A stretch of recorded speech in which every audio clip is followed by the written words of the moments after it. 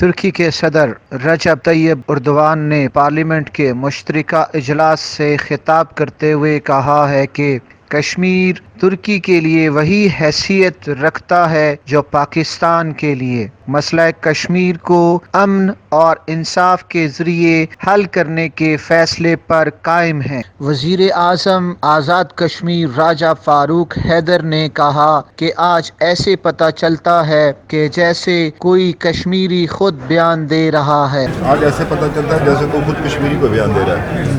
تو سارے جموں کشمیر جو اس میں جو رہنے والے جو لوگ ہیں ترجمان وزارت خارجہ عائشہ فاروقی نے کہا کہ تقریر نے تمام پاکستانیوں کے دلوں کو چھو لیا ہے۔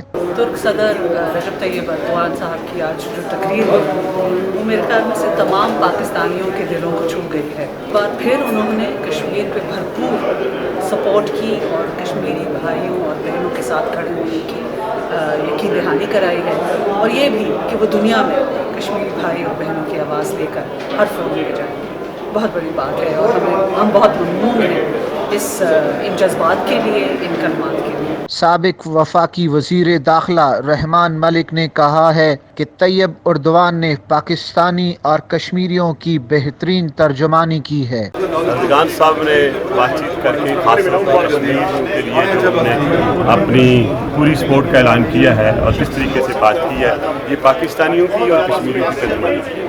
میں سمجھتا ہوں کاش کہ دوسرے مسلمان لیڈر بھی اس طرح کی جان دیتے، اس طرح سپورٹ کرتے تو آج ہندوستان کو اتنی ضرورت نہ پڑتی جو وہ ریٹیلیٹیز اس وقت کشمیر میں۔ میں سمجھتا ہوں کہ اگر ہم سارے مل کر اسٹرگل جاری رکھیں گے تو ایک وقت آئے گا کہ کشمیریوں کو انشاءاللہ ان کا وہ حق وہ جو مانگ رہے ہیں سیلف ڈٹرمنیشن کا وہ دینا پڑے گا۔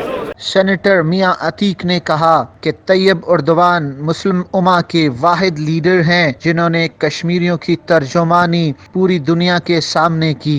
طیب ایردوان جو ہیں وہ مسلم امہ کے واحد لیڈر ہیں جو واضح الفاظ میں کشمیر کی اور کشمیریوں کی ہر طرح کی حمایت کرتے رہے ہیں، اور آج کا ان کا یہ بیان کہ ان ہر معاملات میں کشمیریوں کے ساتھ Tayyip Erdogan as a president اور ان کی پوری ترک قوم کھڑی ہے، یہ ایک واضح پیغام ہے انڈینز کے لیے، ہندوستان کے لیے، مودی سرکار کے لیے اور پوری دنیا کے لیے۔ اب ڈپینڈ کرتا ہے کہ پاکستان اور پاکستانی عوام ہمارے کشمیری بھائیوں کے ساتھ کس طرح آگے چلتے ہیں۔ کیمرہ ٹیم کے ساتھ رازق بٹی، KE نیوز، پارلیمنٹ ہاؤس، اسلام آباد۔